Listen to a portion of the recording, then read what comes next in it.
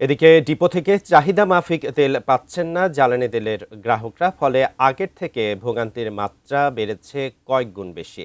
বিস্তারিত জানাতে গোদনাইল মেঘনা ডিপোর সামনে থেকে সরাসরি যুক্ত হচ্ছে নারায়ণগঞ্জ প্রতিনিধি হাসান মজুমদার বাবলু। বাবলু, নিশ্চয়ই আমাকে শুনতে পাচ্ছেন?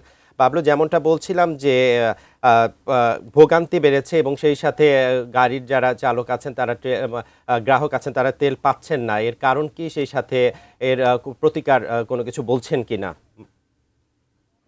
দেখুন, জ্বালানি তেলের বেশ একটা বড় সংকট রয়েছে গোদনাইল ডিপোতে, যেটি সাধারণ গ্রাহকরা তারা বলছেন। অনেক গ্রাহকে আমাদেরকে বলছেন যে তারা গেল এক সপ্তাহ ধরে এই ডিপোর গেটে ঘুরছেন, গাড়ি নিয়ে অপেক্ষা করছেন, কিন্তু তারা কিন্তু আসলে চাহিদা মাফিক তারা তেল পাচ্ছেন না। এছাড়াও কিন্তু আমরা এই এই বিষয়ে কথা বলেছিলাম যে ইনচার্জ রয়েছে মেঘনা পেট্রোলিয়াম লিমিটেডের এইখানকার যিনি গোদনাইলের ইনচার্জ, তিনি বলছেন যে ঢাকা অফিস থেকে যে নিয়ম বেঁধে তাদেরকে যে চার্ট দেওয়া হয় সেই চার্ট অনুযায়ী তারা আসলে তেল দিচ্ছেন, এছাড়া কিন্তু তারা তা কাউকে তেল দিচ্ছে না। গতকাল তারা 96টি গাড়িতে তারা তেল দিয়েছেন, আজও বলেছেন যে আজ 95টি গাড়ির লিস্ট তাদের রয়েছে, সেই লিস্ট অনুযায়ী তারা কিন্তু সাধারণ প্রচন্ড তেলের জন্য কবে থেকে অপেক্ষা করছেন?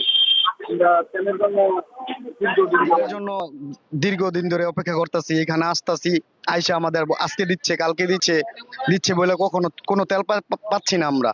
ঠিক আছে, কিন্তু গত এক সপ্তাহ ধরে আমাদের পাম্পে তেল বন্ধ, পাম্প বন্ধ হয়ে রয়েছে। পাম্পে কইতাছে তেল দিব, কিন্তু তেলের কোনো নিউজ পাইতাছি না আমরা। এখানে 4 জুলাই, 4 কোনো আমাদের নাম আসে না। ঠিক আছে, আচ্ছা, একটু আপনার সাথে কথা বলতে চাই, আসলে কবে এসেছেন এবং কবে থেকে লাইন ধরে দাঁড়িয়ে আছেন গাড়ি? আমরা এলাকার মানুষ হই, আমরা বিভিন্ন ফ্যাক্টরি টিপ মারি। ডিপু থেকে শুধু পাম্পেই তেল দিতেছে, কিন্তু কোনো ফ্যাক্টরি তেল দিতেছে না। ফ্যাক্টরি যদি তেল না দেয়, শ্রমিক তো রাস্তায় যাবো, ওই সময় সরকার আরেকটা সমস্যা করে যাবো।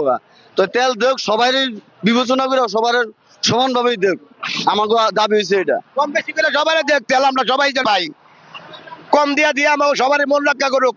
কিছু পাম্পে পাবো আর কিছু পাম্পে পাইবো না, এটা হলো তো আমরা দিন রাত 24 ঘন্টা রোডে ধুলাবালু খাইতেছি। আসলে আপনি যেমনটি শুনলেন যে সাধারণ মানুষের যে অভিযোগ, তারা বলছে যে দীর্ঘদিন ধরে, অর্থাৎ অনেকে এক সপ্তাহ, 3 দিন, 4 দিনও ধরে তারা ডিপোর গেটে গাড়ি অপেক্ষা করে দাঁড়িয়ে আছে, তবে তারা তেল পাচ্ছে না। তারা বলছে যে অনেকে তেল পাচ্ছে, অনেকে আবার পাচ্ছে না। তাই তারা এই তেল নেওয়ার যে জ্বালানি তেল নেওয়ার যে গাড়ির সারি, সেটি কিন্তু আসলে দিন দিনই বাড়ছে বলে তারা জানিয়েছেন। তো এই ছিল আসলে আমার কাছে গোদনাইল মেঘনা ডিপোর সামনে থেকে সব শেষ।